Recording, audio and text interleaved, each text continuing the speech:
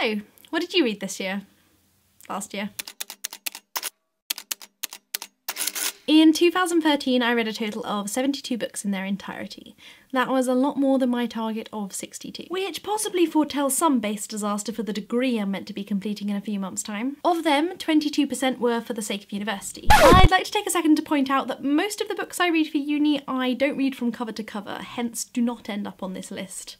I'm not going to fail that bad. 20% were books published that year, which meant I probably read them for the sake of review, and 58% I just read for fun. The following are my top 10 books of 2013. 1. Let's start with Patrick Rothfuss's Name of the Wind. At some point I definitely need to make a video about Quoth's sterling adventures and Pat's madcap schemes. Not least because Pat is currently raising money for an amazing cause, you should all go donate, but also in an effort to A, raise money for said cause, and B, to further my life goal of getting closer and closer to his beard, we managed to persuade him to come to my college a few months ago. Yeah, I'm still fangirling somewhat, but seriously, it's an amazing series. Definitely one to check out if you like all things faux medieval, magical university, and beautifully lyrically written. Now, one of the writers my university forcibly latches me to, but I actually kinda like, despite its canonicity, is Shakespeare, with Much Ado About Nothing being my personal pet play. Even if you don't feel like reading it, which, you know, is a shame, you're missing out on some excellent 17th century banter. Do go watch Joss Whedon's recent adaptation. It has Nathan Fillion in it. I have no other sentence with which to better persuade you. 3. Holly Smale. Have you twigged yet that I like Holly Smale? I mean, I only set aside a small family of videos to pay her constant devotion. Her debut novel, Geek Girl, ploughed its way into my top 10 last year, and its sequel is easily equally deserving of a place. If, for you, a good read means giggling your nose well into the spine of a book, then these books are for you. 4. Now, I couldn't make this video without mentioning the publishing event of the year, the unmasking of Robert Galbraith as a certain J.K. Rowling. Yes, you need not ask for whom the cuckoo calls. As I said in my review at the time, this was definitely more my kind of book than The Casual Vacancy, and I zoomed through it to find out who indeed done it.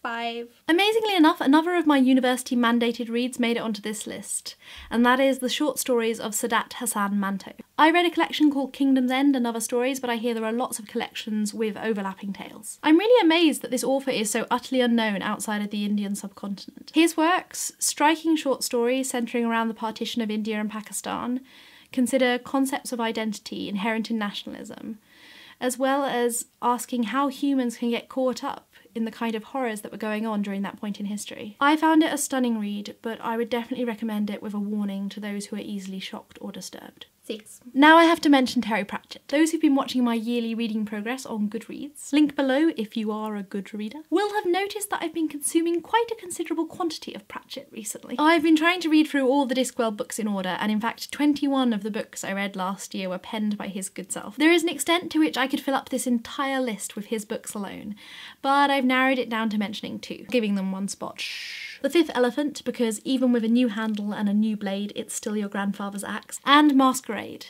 because I love the witches so much.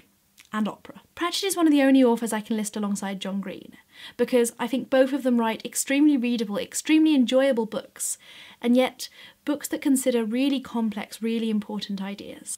7. Oranges Are Not the Only Fruit by Jeanette Winterson. This is a semi-autobiographical telling of the author's own childhood, discovering she was a lesbian growing up in a very strict Christian northern household. It's a book which is all things. So serious in ways, talking about some amazingly painful interactions. And yet it's also interlaced with dark humour and marks of the fairy tale. I read it in a day. No power in the verse could stop me. 8. So I finally read The Graveyard Book by Neil Gaiman. You can pretty much cut out exactly what I said in my video last year and just slot it in here. Reading more Gaiman, always a good idea. 9. Perdido Street Station by China Miéville. This is the first of Mr. Miéville's books I've read, but I promise you it will not be my last. I have never in all my life read a book that is so damn original. A fantasy, and yet a fantasy like nothing else out there. To even start giving it the credit it deserves, I'm gonna have to devote an entire video to it, but for now I'll just say the world building, the city, so amazing. It was so narrowly beaten to my top spot. 10.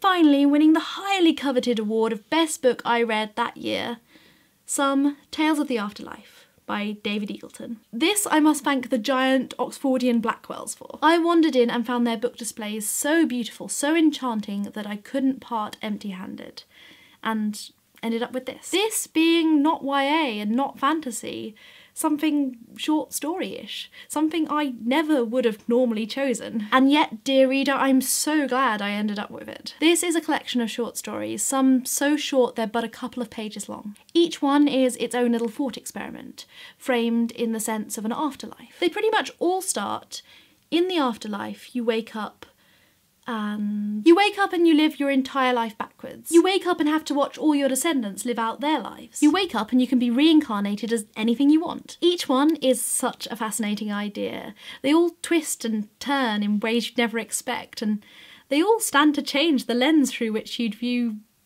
everything. Seriously, I don't think I've met a person this year I haven't forced this book upon, even if that meant buying it for them. I recommend it to everyone, and now I recommend it to you as well. So there you have it, my top books of 2013. If you want to see everything I read that year, expand the video information, there'll be a handy list for you. Do tell me in the comments down below if you've read any of my favourites and what you think of them, as well as your favourites for that year. As to reading targets for this year, well, I've had something of a quandary. The next 6 months will be my last ever at Oxford. The big push, as it were.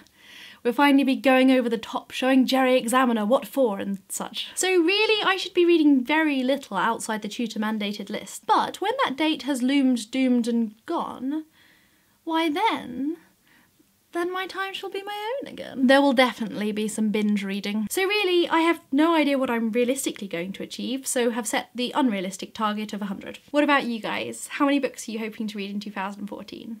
Let me know down below. Other than that, I shall see you in my next video. Bye guys.